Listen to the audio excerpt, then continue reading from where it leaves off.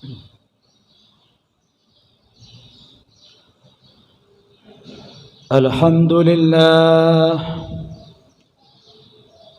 لله الذي جعلنا من الناصحين وأفهمنا من علم العلماء الراسخين. أشهد أن لا إله إلا الله هو رب العرش العظيم، وأشهد أن محمدا عبده ورسوله الكريم. اللهم صل على سيدنا محمد وعلى آله وصحبه أجمعين. أما بعد، فيا أيها الحاضرون معاشر المسلمين وزمرة المؤمنين رحمكم الله، أوصيكم وإياي بتقوى الله فقد فاز المتقون. اتق الله حيثما كنت واتبع السيئة الحسنة تمحوها وخالق الناس بخلق حسن. فقد قال الله تعالى في كتابه الكريم: نعوذ بالله من الشيطان الرجيم. يا أيها الذين آمنوا إذا قيل لكم تفسحوا في المجالس فافسحوا يفسح الله لكم، وإذا قيل انشزوا فانشزوا يرفع الله الذين آمنوا منكم والذين أوتوا العلم درجات. وقال النبي صلى الله عليه وسلم: من سلك طريقا يلتمس به علما سهل الله له طريقا إلى الجنة. صدق الله العظيم وصدق رسوله الكريم ونحن على ذلك من الشاهدين. Jamaah sidang salat Jumat yang dimuliakan Allah Subhanahu wa taala. Kesempatan Jumat yang mulia ini diamanahkan oleh pemerintah Kota Batam melalui majalah Madani yang sudah tertulis. Hendaknya seluruh khatib menyampaikan judul khutbah yang sama, yaitu tentang pahlawan tanpa tanda jasa, yakni seorang guru. Jamaah yang dimuliakan Allah Subhanahu wa taala, terhentinya kesempatan kita pada hari ini sama-sama kita mempelajari dari hidup dan kehidupan.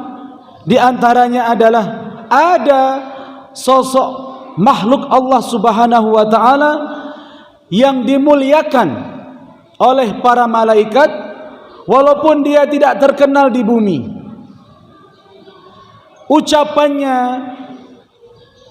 ilmu yang disampaikannya membuat yang hadir para malaikat, membuat majlis-majlisnya itu dimuliakan oleh Allah Subhanahu wa taala. Kita semua tahu bahwa dia itu adalah seorang guru, di mana perilakunya digugu dan ditiru. Karena itulah disebut dengan guru. Orang-orang tersebut, jamaah yang dimuliakan Allah Subhanahu wa taala, patut kita muliakan, patut kita berikan perhatian sedikit hari ini. Untuk sedikit, jikalau di antara guru-guru kita itu sudah tiada lagi di dunia ini, minim kita kirimkan surah Al-Fatihah untuk guru-guru kita. Karena apa, jamaah yang dimuliakan Allah? Jujur, disadari atau tidak, eksistensi, pangkat dan jabatan, kecerdasan yang kita miliki saat ini adalah wasilah di antara salah satu di antara guru-guru yang pernah mengajari kita, jamaah. Kita ingat ke hari ini ada guru TK yang mengajari adik-adik kita, yang kita kadang terbayang dulu kita juga seperti itu kecilnya. Ada guru SD yang mengajari bagaimana motoriknya yang baik, diajari sholat duha, diajari dikenalkan ilmu-ilmu pengetahuan. Lalu ada tingkat SMP, mulai puberitas, keremajaan, kedisiplinan sudah mulai ditanamkan oleh guru-guru kita dahulu. Lalu menginjak usia remaja, menjelang dewasa, ada SMA. Adik-adik kita saat ini diajari arti kehidupan sebelum kau lepas dari pendidikan sekolah. Lalu sampai saat ini jamaah, yang dulu kita belum punya apa-apa, saat ini kita punya segalanya tanpa kita sadari itu jamaah. Kecerdasan yang kita miliki saat ini ternyata membuahkan hasil, membuat segalanya mudah karena dedikasi seorang guru. Kadang-kadang memang saat ini kita dilupakan oleh Allah siapa guru-guru terbaik di antara di kehidupan kita itu. Sampai tak tersebut di lidah kita siapa nama-nama dia itu, sudah lupa. Tetapi doa kita akan selalu mengalir untuk dirinya jamaah. Setelah kita mendoakan kedua orang tua, Allahumma ighfir lana wali walidina, lalu kita sertakan wali asatidina. Jangan sampai kita lupa jamaah. Dia memang bukan terkenal, dia memang bukan orang-orang yang kadang-kadang namanya tertulis di mana-mana, bukan. Tetapi memang apresiasi yang harus kita lakukan saat ini adalah harus sayogjanya kita hargai seorang guru yang ada di sekeliling kita. Jangan sampai ada guru yang kurang rezekinya, ekonominya mungkin bisa kita katakan lemah. Jangan sampai jamaah, karena guru memegang tali estafet kenabian. Al ulama'u warasatul anbiya. Ulama-ulama itu yang berasal dari kata dasarnya orang-orang yang memiliki ilmu itu adalah warasatul anbiya, pewaris para nabi. Kalau harta bagaimana? Orang-orang yang banyak memiliki harta itu justru pewaris Fir'aun, pewaris Korun kalau salah digunakannya jamaah.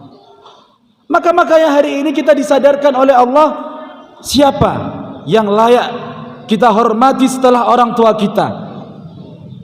Maka jawabannya adalah guru dan guru.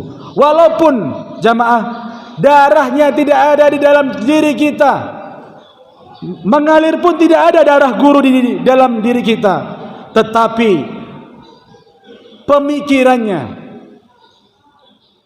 perilaku kita, ibadahnya, ini semua berkat jasa dari seorang guru.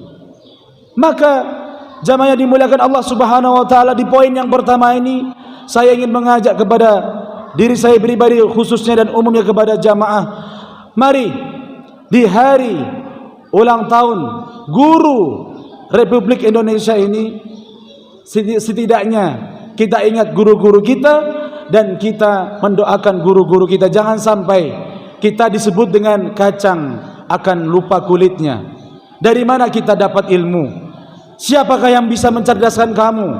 Siapa yang hari ini bisa menjadikan kamu menjadi orang yang hebat? Bahkan kita bisa sampai saat ini duduk ya, berbondong-bondong cepat pergi ke masjid karena ada ilmu yang ada di benak kita.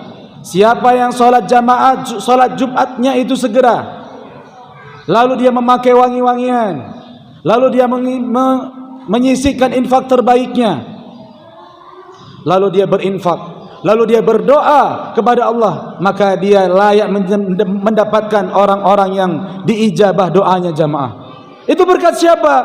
Berkat seorang guru. Maka ironi sekali kalau saat ini ada anak-anak, mohon maaf, yang kurang adabnya terhadap guru. Guru menyampaikan di depan, kita ngomong di belakang. Ada majelis-majelis ilmu, ada majelis-majelis zikir, ada majelis-majelis kajian. Semua ini adalah untuk mencerdaskan. Mencerdaskan siapa? Anak-anak kita dan kita sendiri jamaah. Sampai saat ini kita pun masih butuh ilmu dari seorang guru. Panggil ustadz-ustadz yang berkompeten, buka kajiannya setiap Ahad pagi maupun setiap Jumat sore, ataupun sebulan sekali ada ustadz yang datang ke sini di masjid ini. Ini semua demi mencerdaskan.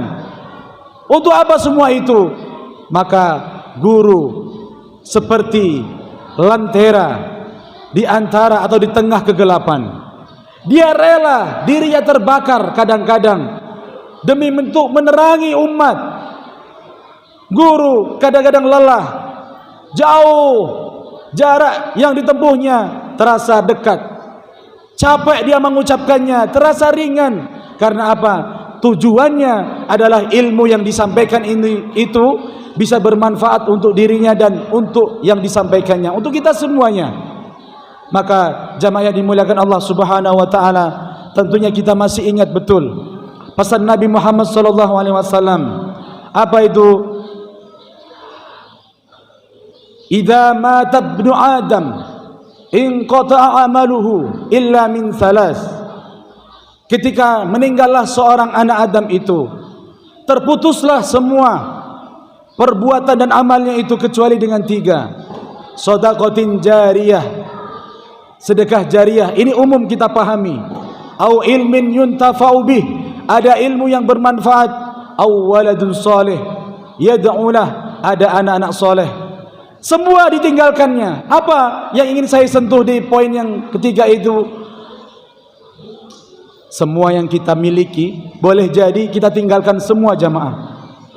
Harta, kekuasaan, cinta, apalagi hampir kita tinggalkan.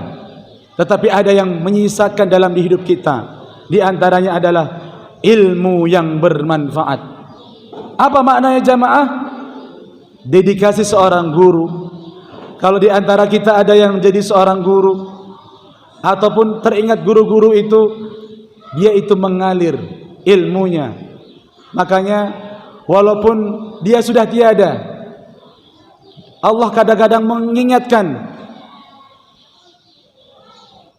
Ayatnya saya lupa ini. Jangan pernah kau katakan orang-orang yang meninggal di jalan Allah itu mati. Bal ahya, justru dia itu hidup. Walakin la tash'urun. Kita tidak dapat merasakannya aja.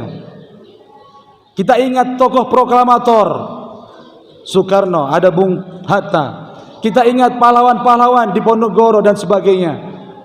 Walaupun dia sudah tiada jamaah, tapi hari ini orang masih mengenang dia adalah sosok seorang guru yang memberikan dedikasinya kepada negara ini.